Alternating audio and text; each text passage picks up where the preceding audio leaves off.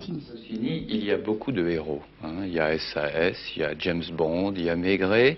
Mais j'ai l'impression que le vôtre de héros Astérix revient plus souvent que les autres. Oh, je ne sais pas, je ne connais pas très bien le rythme des autres auteurs. Nous faisons en moyenne 3 albums tous les 2 ans. 3 albums tous les 2 ans, mais on a l'impression qu'il y en a 2 par an, que Astérix revient au printemps et puis au cœur de l'hiver. Non, pas spécialement. Enfin, en principe, c'est 3 tous les 2 ans, pas plus. Il n'y a aucune nécessité commerciale, de marketing, comme on dit aujourd'hui, qui dicte ça. Oh, ben non, c'est-à-dire que, évidemment, les dates de sortie des albums, il y a des gens qui s'occupent de ça, et il y a certaines dates qui sont plus favorables que d'autres. Encore que, en ce qui concerne Astérix, je ne pense pas que ce soit très important. Alors, il y a quelque chose qui me trouble à propos d'Astérix, c'est que dans une époque, hein, la nôtre, où vraiment c'est la violence, c'est la pornographie, c'est la scatologie qui triomphe, qui semble faire le succès d'un film ou d'un livre, vous alors c'est tout le contraire. Ben, c'est notre façon à nous d'être avant-garde. C'est-à-dire que je n'ai jamais suivi les modes. Depuis le temps que je fais ce métier, des modes, il y en a eu beaucoup. Maintenant, il y en a une autre. Elle durera ce qu'elle durera. Moi, je continue à faire les choses telles que je les sens.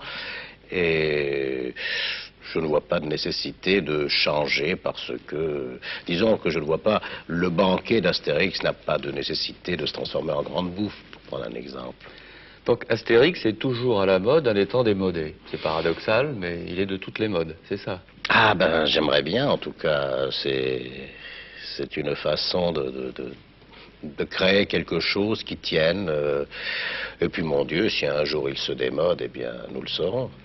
Alors Astérix voyage malgré tout. Hein. Il voyage peut-être pas toujours dans les idées et dans les modes, mais il voyage géographiquement. Il est allé à l'étranger, il est allé en Suisse déjà, chez les Helvètes, il est allé chez les Espagnols, et le voilà en Corse. Oui. Vous avez bien entendu ce que je viens de dire, l'étranger. Oui, mais je voulais laisser dire parce que c'est déjà arrivé plusieurs fois que les gens disent ça et moi je me tais prudemment. Je vous en laisse la responsabilité, étant donné vos origines, vous vous arrangerez avec, et je ne dis pas vos compatriotes, les habitants de votre département. Voilà qui est exact.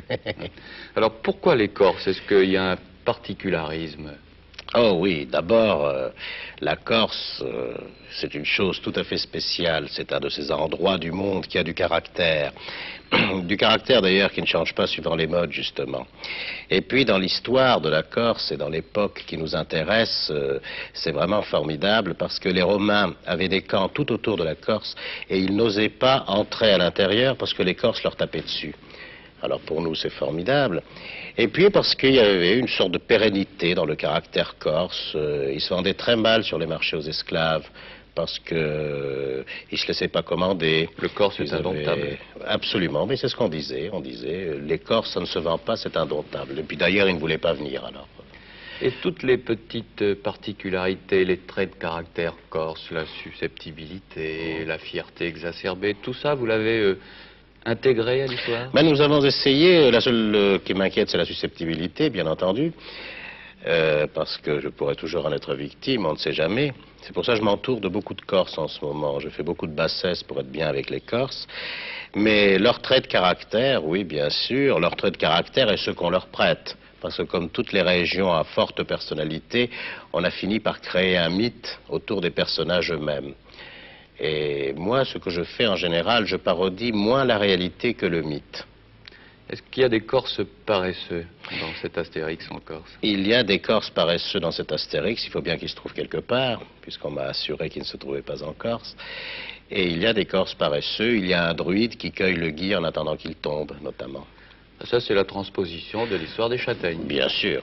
Bien sûr. Et vous allez aller sur place, hein, présenter l'album. Vous prenez les risques. Oui, nous sommes déjà allés sur place pour nous documenter.